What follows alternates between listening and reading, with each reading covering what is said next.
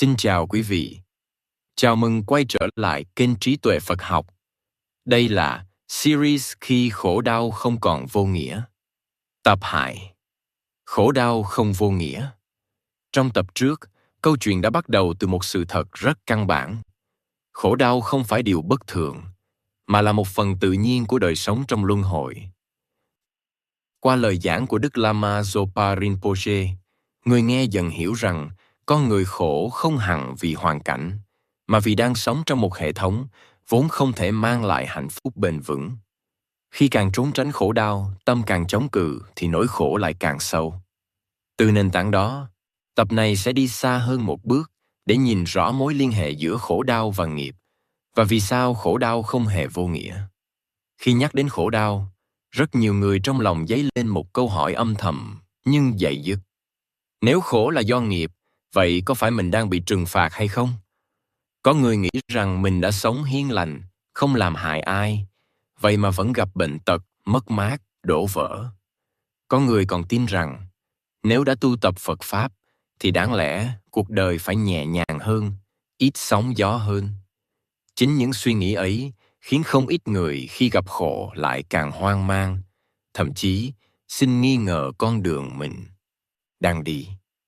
Trong bài giảng của mình, Đức Lama Zopa Rinpoche, bậc đại hành gia Phật Pháp Tây Tạng, được tôn xưng với danh hiệu Rinpoche, nghĩa là bảo châu quý báu, đã nói rất rõ rằng khổ đau không phải là điều vô nghĩa, và nghiệp cũng không phải là sự trừng phạt.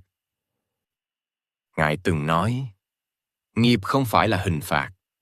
Nghiệp chỉ là kết quả tự nhiên của những gì đã được tạo ra. Theo Phật Pháp, nghiệp được hình thành từ thân, khẩu và ý, tức là hành động, lời nói và suy nghĩ. Mỗi một hành động dù nhỏ, mỗi một ý nghĩ dù thoáng qua, đều để lại dấu ấn trong tâm. Lama Zopa Rinpoche giải thích rằng, những dấu ấn ấy giống như hạt giống được gieo xuống đất. Khi đủ duyên, hạt sẽ nảy mầm và trở quả. Quả có thể ngọt hoặc đắng, nhưng đều không đến từ hư không. Ngài nhấn mạnh rằng, khổ đau xuất hiện không phải vì ai đó muốn làm hại mình, cũng không phải vì cuộc đời thiên vị người khác. Khổ đau đến vì những nguyên nhân đã từng được tạo ra, có khi từ rất lâu, có khi từ những đời trước.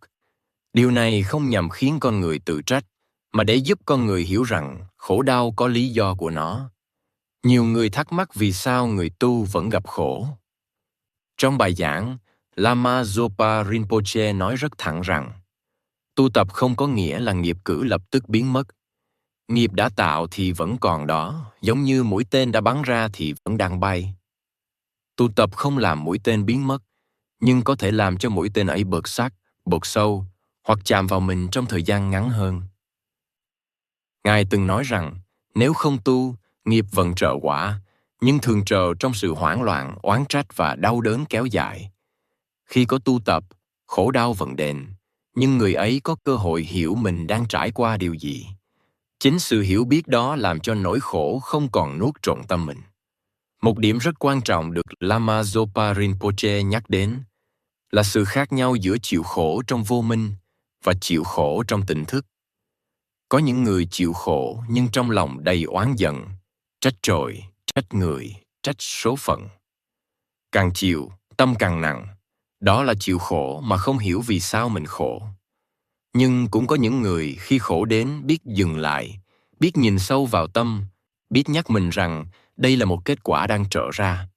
Đó là chịu khổ có trí tuệ. Ngài từng nói rằng, cùng một hoàn cảnh, nhưng hai cách nhìn khác nhau sẽ dẫn đến hai con đường hoàn toàn khác nhau. Một người vừa khổ vừa oán, thì khổ ấy trở thành gánh nặng chồng chất. Một người khổ nhưng hiểu, thì khổ ấy có thể trở thành điểm chuyển hóa rất lớn. Không phải vì nỗi khổ thay đổi, mà vì tâm đã đổi khác. Lama Zopa Rinpoche cũng nhấn mạnh rằng, hiểu nghiệp không có nghĩa là cam chịu hay buông xuôi. Hiểu nghiệp là để biết rằng mình vẫn đang tạo nghiệp mới từng ngày. Dù quá khứ không thể thay đổi, nhưng hiện tại vẫn đang mở ra. Khi khổ đến mà tâm đầy sân hận, ganh ghét, tuyệt vọng, thì chính những cảm xúc ấy lại trở thành nguyên nhân cho khổ về sau.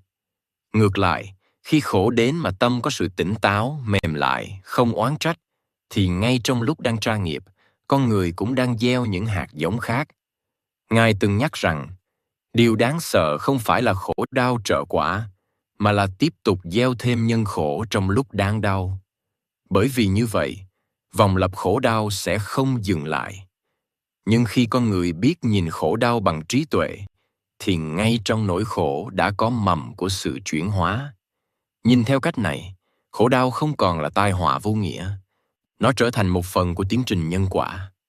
Không phải để con người vui mừng khi khổ đến, mà để không còn bị khổ nhấn chìm. Lama Zopa Rinpoche từng nói rằng, nếu không có trí tuệ, con người chỉ thấy khổ đau là mất mát. Nhưng khi có trí tuệ, khổ đau có thể trở thành bài học sâu sắc nhất trong đời. Tập này không nhằm khuyên ai đó tìm kiếm khổ đau, cũng không cổ vũ việc chịu đựng một cách tiêu cực. Điều được nhắc đến ở đây chỉ là cách nhìn. Khi hiểu rằng khổ đau có nguyên nhân và rằng nghiệp không phải là bản án vĩnh viễn, con người bắt đầu có thêm một khoảng lặng trong tâm. Trong khoảng lặng ấy, họ có thể thở chậm lại, bớt hoảng sợ, bớt tự trách và bớt cảm giác mình đang bị cuộc đời trừng phạt. Từ sự hiểu đúng về nghiệp, một điều rất quan trọng dần lộ ra. Khổ đau không phải kẻ thù. Nó là kết quả đang được trả và đồng thời là điểm giao giữa quá khứ và hiện tại. Cách con người đứng ở điểm giao đó sẽ quyết định con đường phía trước. Phần tiếp theo sẽ đi sâu hơn vào một khía cạnh rất thực tế. Vì sao khổ đau có thể giúp tiêu nghiệp? Vì sao có người sau khi trải qua khổ đau lại nhẹ ra, đổi cách sống, thậm chí đổi cả van trình cuộc đời? Khi hiểu được điều này, khổ đau sẽ không còn chỉ là nỗi sợ, mà trở thành một điều có thể chuyển hóa, nếu con người biết nhìn và đi cùng nó bằng tỉnh thức. Xin cảm ơn quý vị đã đồng hành cùng kênh Trí Tuệ Phạt Học. Xin chúc quý vị luôn mạnh khỏe, an nhiên giữa đời thường. Hãy nhấn like và subscribe kênh để không bỏ lỡ những nội dung hữu ích tiếp theo nhé.